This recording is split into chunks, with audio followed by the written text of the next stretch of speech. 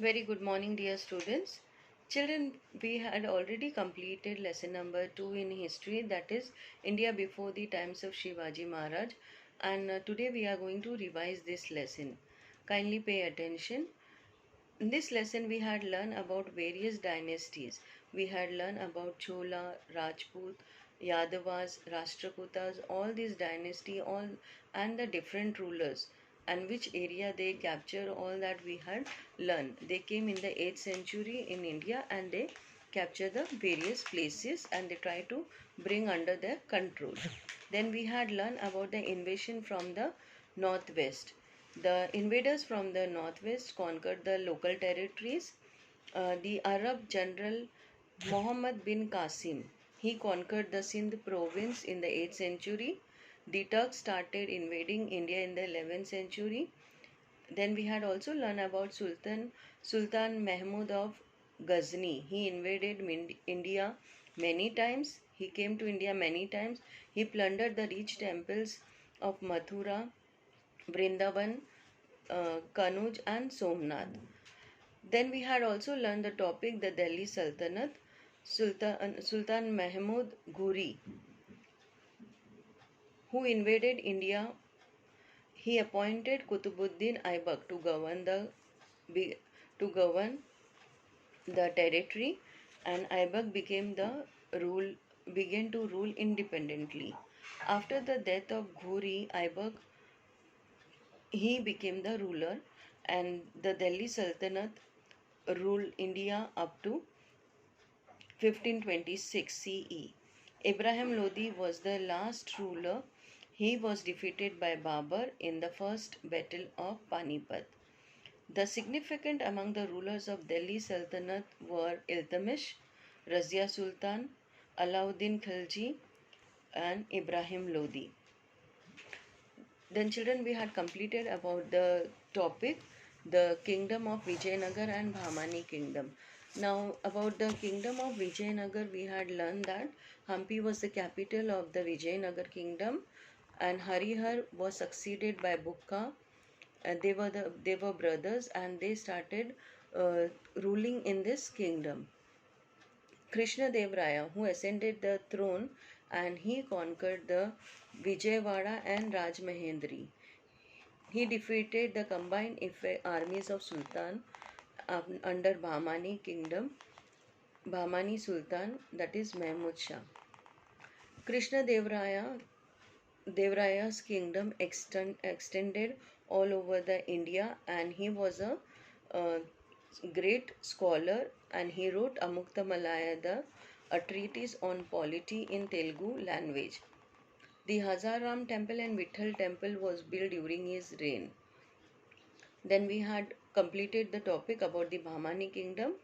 Hassan Gangu, a Sardar in defense of Muhammad Tughlaq, founded the Bahmani kingdom in Karnataka. In Karnataka was the capital of Bahmani kingdom. Mahmud Gawan was a chief wazir, and he strengthened the Bahmani kingdom. He introduced many reforms, new ideas, various disciplines in the army, and he also opened madrasa.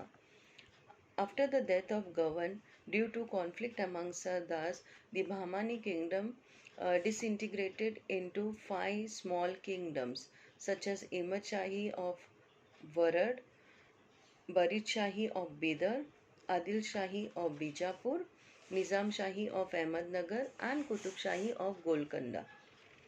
Then we had learned about various Mughal powers. Mughal ruler Babur was the founder of the Mughal Empire.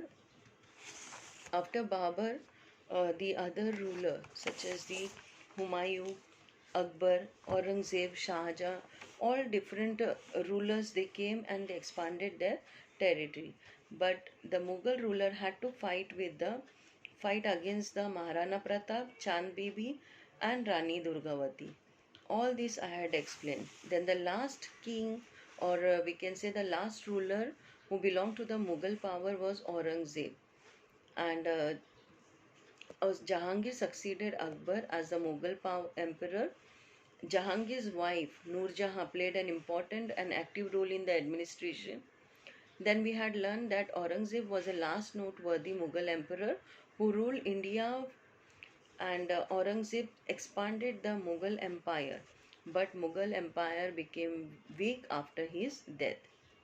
Then we had covered the topics such as the Ahoms, the people of Shan community who settled down in the valley of river Brahmaputra were known as Ahoms, and Ahoms used the guerrilla tactics to fight with the Mughals, and thus the Mughals could not create a strong base in Assam because these Ahoms were very strong and they use a guerrilla technique.